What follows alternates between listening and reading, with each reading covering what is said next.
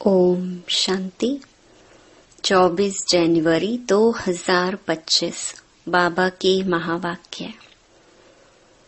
मीठे बच्चे, तुम एक बाप के डायरेक्शन पर चलते चलो तो बाप तुम्हारा रिस्पॉन्सिबल है। बाप का डायरेक्शन है, चलते फिरते मुझे याद करो। प्रश्न, जो अच्छे गुणवान बच्चे हैं उनकी मुख्य निशानियां क्या होंगी? उत्तर, वह कांटों को फूल बनाने की अच्छी सेवा करेंगे। किसी को भी कांटा नहीं लगाएंगे, कभी भी आपस में लड़ेंगे नहीं, किसी को भी दुख नहीं देंगे। दुख देना भी कांटा लगाना है। गीत, यह वक्त जा रहा है। ओम शांति। मीठे मीठे सिकिलधे रूहानी बच्चों ने नंबरवार पुरुषार्थ अनुसार इस गीत का अर्थ समझा। नंबरवार इसलिए कहते हैं क्योंकि कोई तो फर्स्ट ग्रेड में समझते हैं, कोई सेकंड ग्रेड में, कोई थर्ड ग्रेड में। समझ भी हरेक की अपनी अपनी है, निश्चय बुद्धि भी हरेक की अपनी है। बाप तो समझाते रहते हैं, ऐसा ही हमेशा समझो कि शिव बाबा इन द्वारा डायरेक्शन देते हैं। तुम आधा कल्प आसुरी डायरेक्शन पर चलते आए हो। अब ऐसे निश्चय करो कि हम ईश्वरीय डायरेक्शन पर चलते हैं तो बेड़ा पार हो सकता है।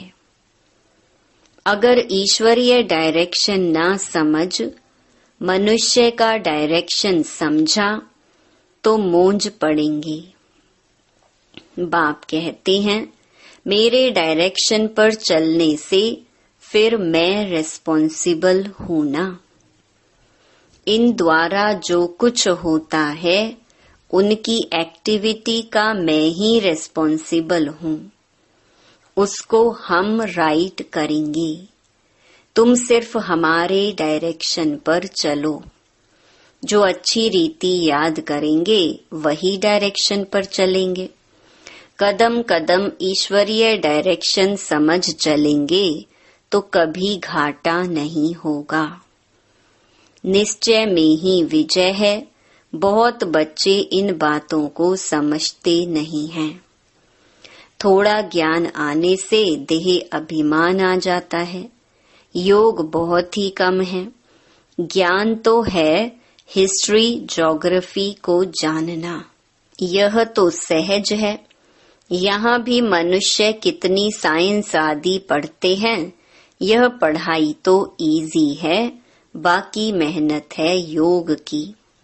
कोई कहे बाबा हम योग में बहुत मस्त रहते हैं, बाबा मानेगा नहीं। बाबा हरेक की एक्ट को देखते हैं। बाप को याद करने वाला तो मोस्ट लवली होगा। याद नहीं करते इसलिए ही उल्टा सुल्टा काम होता है। बहुत रात दिन का फर्क है। अभी तुम इस सीढ़ी के चित्र पर भी अच्छी रीति समझा सकते हो।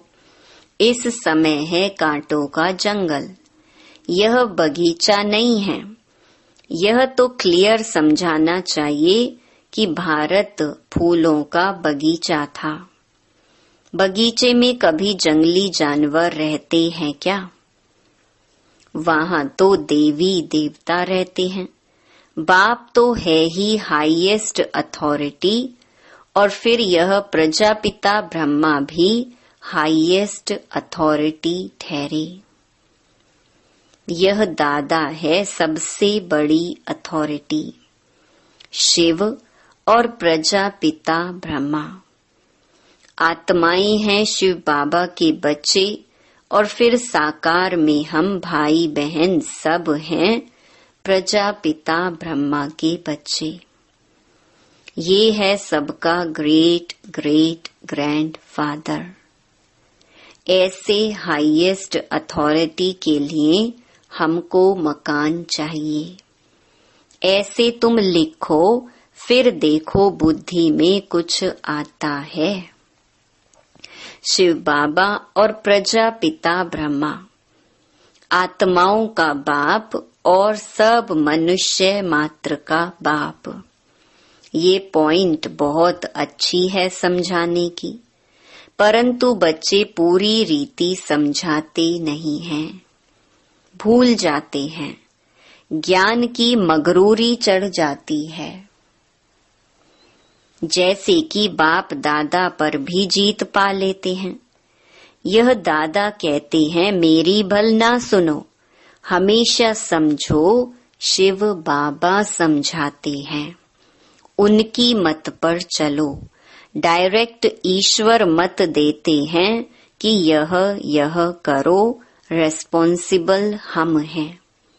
ईश्वरीय मत पर चलो। यह ईश्वर थोड़े ही है, तुमको ईश्वर से पढ़ना है ना। हमेशा समझो यह डायरेक्शन ईश्वर देते हैं। ये लक्ष्मी नारायण भी भारत के ही मनुष्य थे। यह भी सब मनुष्य हैं, परंतु यह शिवालय के रहने वाले हैं, इसलिए सब नमस्ते करते हैं। परंतु बच्चे पूरा समझाते नहीं हैं।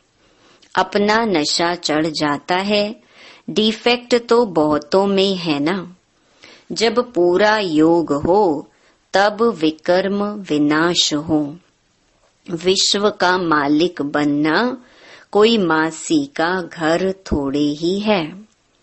बाबा देखते हैं माया एकदम नाक से पकड़कर गटर में गिरा देती है। बाप की याद में तो बड़ी खुशी में प्रफुल्लित रहना चाहिए। सामने एम ऑब्जेक्ट खड़ी है, हम यह लक्ष्मी नारायण बन रहे हैं। भूल जाने से खुशी का पारा नहीं चढ़ता है। कहते हैं हमको निष्ठा में बिठाओ। बाहर में हम याद नहीं कर सकते हैं, याद में नहीं रहते हैं, इसीलिए कभी कभी बाबा भी प्रोग्राम भेज देते हैं, परंतु याद में बैठते थोड़े ही हैं। बुद्धि इधर उधर भटकती रहती है। बाबा अपना मिसाल बताते हैं। नारायण का कितना पक्का भक्त था। जहाँ तहाँ साथ में नारायण का चित्र रहता था। फिर भी पूजा के समय बुद्धि इधर उधर भागती थी। इसमें भी ऐसा होता है। बाप कहते हैं चलते फिरते बाप को याद करो, परंतु कई कहते हैं बहन निष्ठा करावे। निष्ठा का तो कोई अर्थ ही नहीं है। बाबा हमेशा कहते हैं याद में रहो। कई बच्चे निष्ठा में बैठे बैठे ध्यान में चले जाते हैं। न ज्ञान न याद रहती, या तो फिर झुटके खाने लग पड़ते हैं। बहुतों को आदत पड़ गई है। यह तो अल्पकाल की शांति हो गई। गोया बाकी सारा दिन अशांति रहती है। चलते फिरते बाप को याद नहीं करेंगे तो पापों का बोझा कैसे उतरेगा। आधा कल्प का बोझा है, इसमें ही बड़ी मेहनत है। अपने को आत्मा समझो और बाप को याद करो। भल बाबा को बहुत बच्चे लिख भेजते हैं इतना समय याद में रहा, परंतु याद रहती नहीं है। चार्ट को समझते ही नहीं है। बाबा बेहद का बाप है। पतित पावन है तो खुशी में रहना चाहिए। ऐसे नहीं हम तो शिव बाबा के हैं ना, ऐसे भी बहुत हैं। समझते हैं हम तो बाबा के हैं, लेकिन याद बिल्कुल करते नहीं। अगर याद करते होते तो फिर पहले नंबर में जाना चाहिए। किसको समझाने की भी बड़ी अच्छी बुद्धि चाहिए। हम तो भारत की महिमा करते हैं। नई दुनिया में आदि सनातन देवी देवताओं का राज्य था। अभी है पुरानी दुनिया, आयरन एज। वह सुख धाम, यह दुख धाम। भारत गोल्डन एज था तो इन देवताओं का राज्य था। कहते हैं हम कैसे समझें कि इनका राज्य था। यह नॉलेज बड़ी वंडरफुल है। जिसकी तकदीर में जो है, जो जितना पुरुषार्थ करते हैं, वह देखने में तो आता है। तुम एक्टिविटी से जानते हो, हैं तो कलयुगी भी मनुष्य, तो सतयुगी भी मनुष्य। फिर उन्हों के आगे माथा जाकर क्यों टेकते हो। इन्हों को स्वर्ग का मालिक कहते हैं ना। कोई मरता है तो कहते हैं फलाना स्वर्गवासी हुआ। यह भी नहीं समझते इस समय तो नरकवासी सब हैं। जरूर पुनर्जन्म भी यहाँ ही लेंगे। बाबा हरेक की चलन से देखते रहते हैं। बाबा को कितना साधारण रीति से किस किस से बात करनी पड़ती है, संभालना पड़ता है। बाप कितना क्लियर कर समझाते हैं। समझते भी हैं तो बात बड़ी ठीक है, फिर भी क्यों बड़े बड़े कांटे बन जाते हैं। एक दो को दुख देने से कांटे बन जाते हैं, आदत छोड़ते ही नहीं। अभी बागवान बाप फूलों का बगीचा लगाते हैं, कांटों को फूल बनाते रहते हैं। उनका धंधा ही यह है। जो खुद ही कांटा होगा तो फूल कैसे बनाएगा। प्रदर्शनी में भी बड़ी खबरदारी से किसको भेजना होता है। अच्छे गुणवान बच्चे वह जो कांटों को फूल बनाने की अच्छी सेवा करते हैं। किसी को भी कांटा नहीं लगाते हैं, अर्थात किसी को दुख नहीं देते। कभी भी आपस में लड़ते नहीं हैं। तुम बच्चे बहुत एक्यूरेट समझाते हो, इसमें किसी की इंसल्ट की तो बात ही नहीं। अभी शिव जयंती भी आती है। तुम प्रदर्शनी जास्ती करते रहो। छोटी छोटी प्रदर्शनी पर भी समझा सकते हो। 1 सेकंड में स्वर्गवासी बनो अथवा पतित भ्रष्टाचारी से पावन श्रेष्ठाचारी बनो। 1 सेकंड में जीवन मुक्ति प्राप्त करो। जीवन मुक्ति का भी अर्थ समझते नहीं हैं। तुम भी अभी समझते हो, बाप द्वारा सबको मुक्ति जीवन मुक्ति मिलती है, परंतु ड्रामा को भी जानना है। सब धर्म स्वर्ग में नहीं आएंगे, वह फिर अपने अपने सेक्शन में चले जाएंगे, फिर अपने अपने समय पर आकर स्थापना करेंगे। झाड़ में कितना क्लियर है। एक सद्गुरु के सिवाय सद्गति दाता और कोई हो नहीं सकता। बाकी भक्ति सिखलाने वाले तो ढेर गुरु हैं। सद्गति के लिए मनुष्य गुरु हो नहीं सकता, परंतु समझाने का भी अक्ल चाहिए।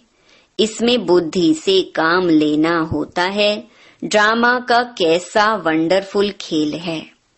तुम्हारे में भी बहुत थोड़े हैं जो इस नशे में रहते हैं।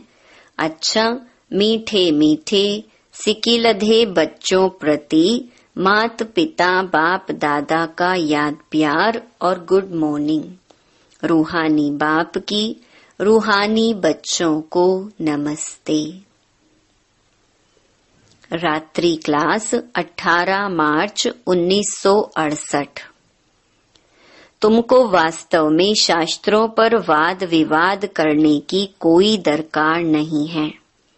मूल बात है ही याद की और सृष्टि के आदि मध्य अंत को समझना है। चक्रवर्ती राजा बनना है, इस चक्र को ही सिर्फ समझना है। इनका ही गायन है सेकंड में जीवन मुक्ति। तुम बच्चों को वंडर लगता होगा, आधा कल्प भक्ति चलती है, ज्ञान रिंचक नहीं। ज्ञान है ही बाप के पास, बाप द्वारा ही जानना है। यह बाप कितना अनकॉमन है, इसीलिए कोटों में कोई निकलते हैं। वह टीचर्स ऐसे थोड़े ही कहेंगे।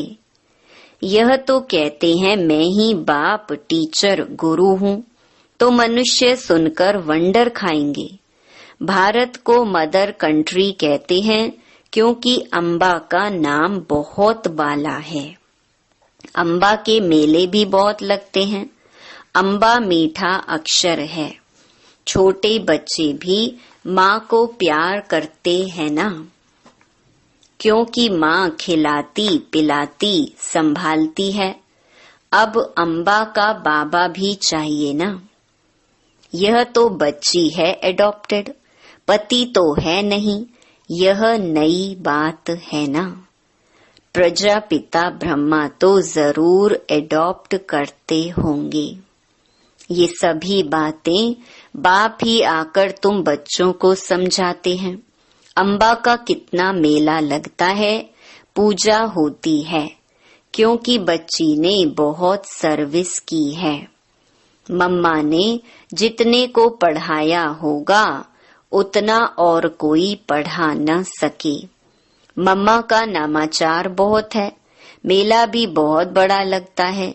अभी तुम बच्चे जानते हो बाप ने ही आकर रचना के आदि मध्य अंत का राज सारा तुम बच्चों को समझाया है। तुमको बाप के घर का भी मालूम पड़ा है। बाप से भी लव है तो घर से भी लव है। ये ज्ञान तुमको अभी मिलता है। इस पढ़ाई से कितनी कमाई होती है, तो खुशी होनी चाहिए ना। और तुम हो बिल्कुल साधारण, दुनिया को पता नहीं है।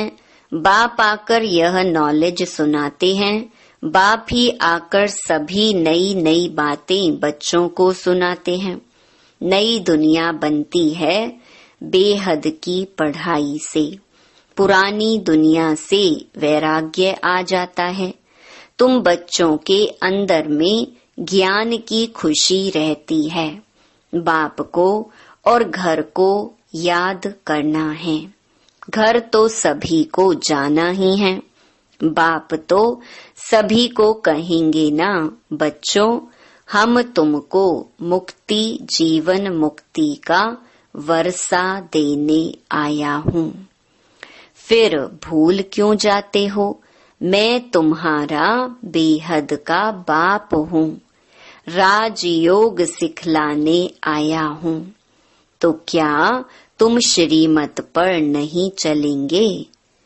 फिर तो बहुत घाटा पड़ जाएगा। यह है बेहद का घाटा। बाप का हाथ छोड़ा तो कमाई में घाटा पड़ जाएगा। अच्छा, गुड नाइट, ओम शांति।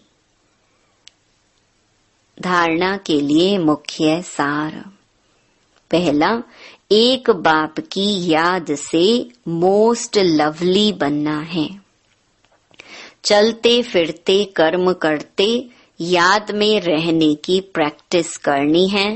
बाप की याद और खुशी में प्रफुल्लित रहना है। दूसरा, कदम कदम ईश्वरीय डायरेक्शन पर चल हर कार्य करना है। अपनी मगरूरी देह अभिमान का नशा नहीं दिखाना है। कोई भी उल्टा सुल्टा काम नहीं करना है, मूंझना नहीं है। वरदान, साधारण कर्म करते भी ऊंची स्थिति में स्थित रहने वाले सदा डबल लाइट भव।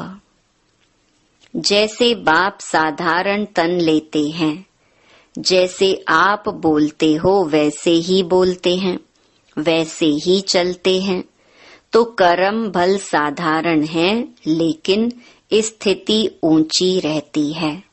ऐसे आप बच्चों की भी स्थिति सदा ऊंची हो।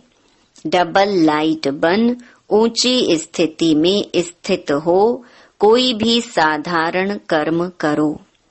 सदैव यही स्मृति में रहे कि अवतरित होकर अवतार बन करके श्रेष्ठ कर्म करने के लिए आई हैं, तो साधारण कर्म अलौकिक कर्म में बदल जाएंगे। स्लोगन: आत्मिक दृष्टि वृत्ति का अभ्यास करने वाले पवित्रता को सहज धारण कर सकते हैं। अपनी शक्तिशाली मनसा द्वारा सकाश देने की सेवा करो। जितना स्वयं को मनसा सेवा में बिजी रखेंगे, उतना सहज माया जीत बन जाएंगे। सिर्फ स्वयं के प्रति भावुक नहीं बनो, लेकिन औरों को भी शुभ भावना और शुभ कामना द्वारा परिवर्तित करने की सेवा करो। भावना और ज्ञान, स्नेह और योग दोनों का बैलेंस हो। कल्याणकारी तो बने हो, अब बेहद विश्व कल्याणकारी बनो। अच्छा, ओम शांति।